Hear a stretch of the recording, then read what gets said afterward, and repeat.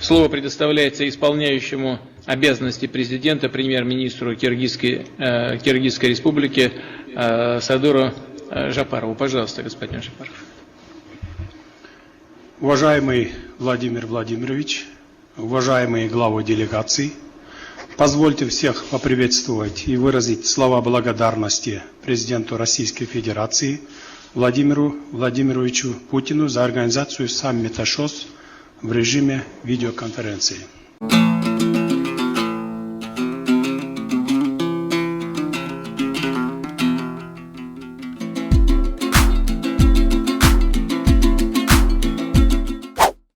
Кыргызстандын президентинин милдетин аткаруучу Садыр Жапаров Россия лидери Владимир Путинге телефон аркылуу сүйлөшүү өтүнүчүн Шанхай кызматташтык уюмунун саммити учурунда айтты.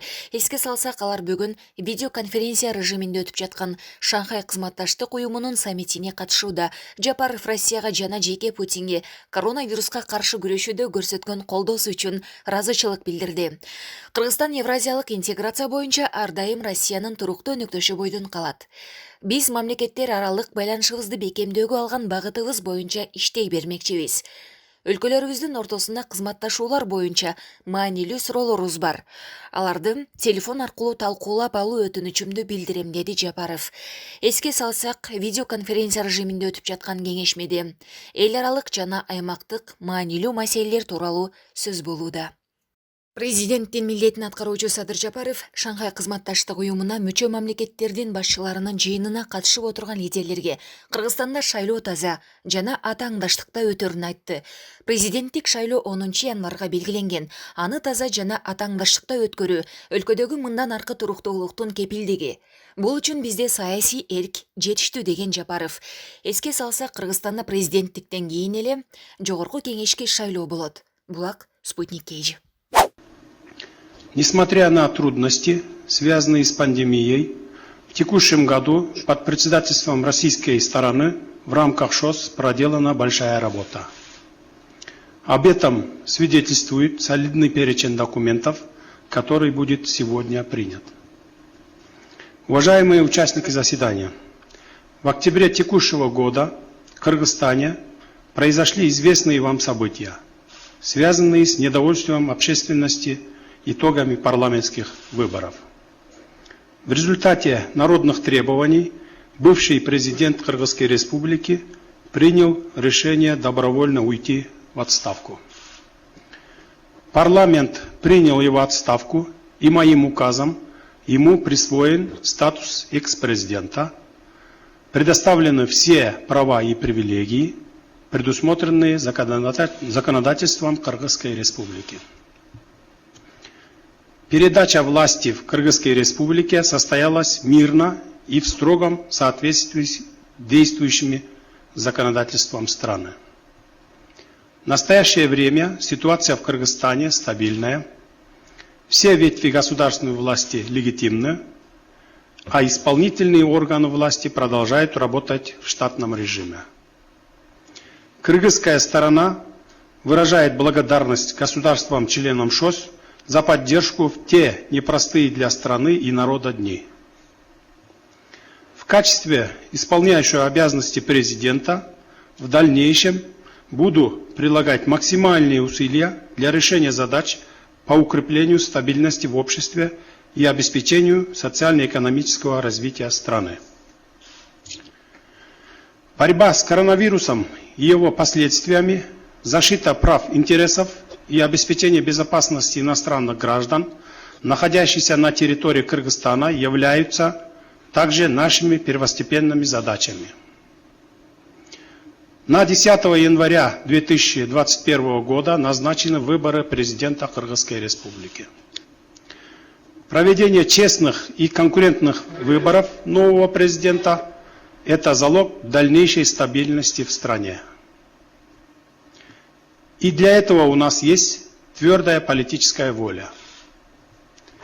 Хотел бы особо отметить, что наша страна остается полностью приверженной всем своим международным обязательствам и строгому выполнению всех ранее подписанных двусторонних и многосторонних договоров и соглашений. Участие Кыргызстана в ШОС является одним из приоритетов во внешней политике государства. Уважаемые главы государств, к большому сожалению, эпидемия коронавируса все еще продолжает распространяться в мире.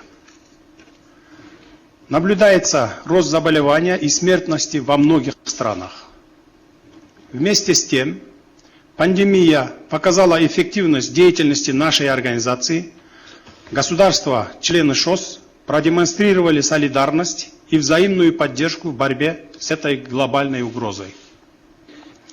Нам нужно продолжать обмен эпидемиологическим и организационным опытом и поддерживать деятельность механизмов ШОС в сфере здравоохранения и санитарно-эпидемиологического благополучия, работа которых была активизирована в острый период пандемии коронавируса.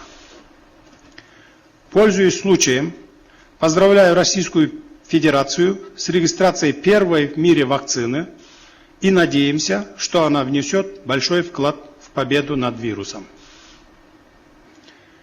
Выражаю благодарность руководству России и вам лично, уважаемый Владимир Владимирович, за своевременную и регулярную помощь Кыргызстану для борьбы с коронавирусной инфекцией.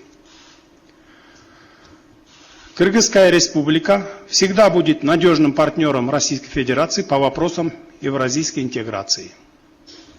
Мы будем последовательно продолжать курс на развитие наших межгосударственных, экономических и культурных связей. Между нашими странами ряд актуальных вопросов по нашему сотрудничеству. Я хотел бы попросить вас о возможности обсудить их в телефонном разговоре.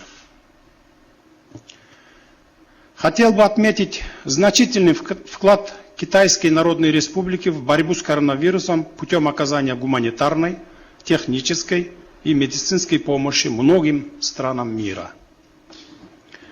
Мы признательны Китаю за существенную помощь в борьбе с инфекцией, как по линии двустороннего сотрудничества, так и по линии многостороннего взаимодействия. Мы также благодарны руководству государств-членов и наблюдателей ШОС Узбекистана, Казахстана, Индии и Ирана за оказанную гуманитарную и медицинскую помощь. Мы высоко ценим оказанную нам поддержку. Уважаемые участники заседания, по нашему мнению, весьма важной задачей сейчас видится преодоление социально-экономических последствий пандемии и эффективное использование всего потенциала ШОС. В этой связи нужно сосредоточиться на усилении сотрудничества в торгово-экономической сфере, в том числе развитии цифровой экономики, совместной реализации крупных экономических проектов. Пандемия показала важность развития транспортно-логистической инфраструктуры в масштабах региона. Строительство железной дороги Китай-Кыргызстан-Узбекистан в перспективе соединит наш регион с государствами Ближнего Востока и Европы и будут способствовать росту взаимной торговли. Считаем также важным разработать конкретные меры по практической реализации соглашения между правительствами государств-членов ШОС о создании благоприятных условий для международных автомобильных перевозок. В целях обеспечения финансирования экономических проектов необходимо активизировать работу по созданию Банка развития ШОС и Фонда развития ШОС. Хотел бы подчеркнуть, что в рамках ШОС создана солидная нормативно-правовая база для сотрудничества по всем ключевым сферам взаимодействия, но, тем не менее, конкретных результатов пока еще немного, особенно в торгово-экономической сфере. Данное обстоятельство предопределяет целесообразность создания финансовой почвы. В этой связи по линии Министерств финансов необходимо активизировать работу с тем, чтобы к 20-летию ШОС можно было принять конкретные решения. Наряду с укреплением мер по борьбе с терроризмом и экстремизмом, повышенное внимание также нужно уделять вопросам информационной безопасности и безопасности критически важной инфраструктуры. В этом плане необходимо реализовать имеющийся потенциал региональной антитеррористической структуры ШОС.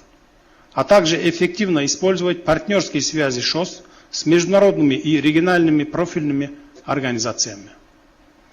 Исходя из актуальности проблем, связанных с организованной преступностью, коррупцией и экономическими преступлениями, кыргызская сторона предлагает создать механизм в виде совещания руководителей органов государств-членов ШОС по борьбе с экономическими преступлениями. Кыргызская сторона также придает важное значение культурно-гуманитарному сотрудничеству в рамках ШОС. Пользуясь случаем, выражаю благодарность сторонам за поддержку инициативы кыргызской стороны по созданию культурно-интеграционного центра стран ШОС.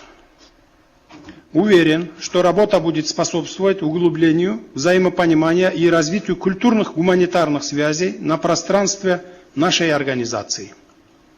В текущее непростое в мире время нашим народам нужны объединяющие факторы. В этой связи мы всемерно поддерживаем популяризацию принципов шанхайского духа в международных отношениях. Считаем важным продвижение созидательных инициатив сообщества единой судьбы человечества, один пояс, один путь, большое евразийское партнерство. Они нацелены на совместное развитие и взаимовыгодное сотрудничество. Уважаемые участники заседания, в следующем году наша организация отметит свое 20-летие. Эта дата важна с точки зрения анализа и осмысления роли ШОС в системе международных отношений, а также ее роли в развитии нашего региона в целом. Это будет полезным для определения мер по эффективной реализации совокупного политического и торгово-экономического потенциала ШОС. При эффективной консолидации усилий влияние ШОС в мире и регионе может только расти и повышаться. В этой связи обращаю внимание на важность развития аналитической составляющей деятельности ШОС и определения стратегических задач на ближайшую перспективу с учетом текущих тенденций развития в мире.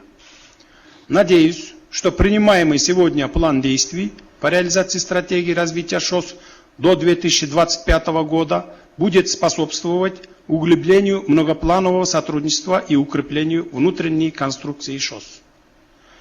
Уважаемые главы государств, в заключение хотел бы выразить признательность российской стороне за успешную организацию сегодняшнего заседания. Пользуясь случаем, хотел бы отметить, что таджикская сторона в качестве следующей председательствующей страны в ШОС может рассчитывать на всемирное содействие кыргызской стороны. Также, пользуясь приятной возможностью, хотел бы поздравить уважаемого Эмомали Шариповича с избранием на пост президента Республики Таджикистан и пожелать стабильности и процветания братскому народу Таджикистана под вашим руководством. Надеюсь, мы успешно избавимся от проблем с коронавирусом и под председательством Таджикистана укрепим сотрудничество в сфере экономики, торговли и инвестиций. Выражаю надежду, что сотрудничество наших стран будет результативным и будет способствовать повышению уровня жизни наших народов. Благодарю за внимание. Уважаемый исполняющий обязанности президента, премьер-министр Кыргызстана, спасибо большое за ваше выступление. Я отметил, что ситуация, как вы сказали, в Кыргызстане стабильная. Это действительно то, чего в последние годы Кыргызстану не хватало, но нам хорошо известно, что без стабильной ситуации в политике невозможно решать ни одну задачу в сфере экономики и в социальной сфере. Поэтому мы искренне желаем, чтобы стабильность, о которой вы сказали, была бы долгосрочной, устойчивой и пошла бы на благо развития государственности и экономики Кыргызстана. Из содержательных вещей, связанных с сотрудничеством в сфере взаимодействия по развитию как раз экономической сферы, отметил бы ваше замечание по поводу необходимость уделить больше внимания инфраструктуре. У нас конкретные есть проекты и между Кыргызстаном, Россией, Китайской Народной Республикой. Я надеюсь, что та преемственность политики, о которой вы сказали, она будет реализована на практике. Россия со своей стороны будет делать все для того, чтобы вас поддержать, и особенно в вашем стремлении действовать именно таким образом. Что касается объединения усилий в борьбе с экономическими преступлениями, тоже считаю это очень важным, поскольку в условиях интеграции транзакций, современные способы обмена информацией, перевода денежных средств и стартапы и так далее, все это часто очень находится в зоне риска, и поэтому объединять усилия по этому направлению тоже чрезвычайно важно. Я для себя это пометил. Безусловно, мы обсудим это с вами в ближайшее время в телефонном разговоре. Благодарю вас за ваше выступление.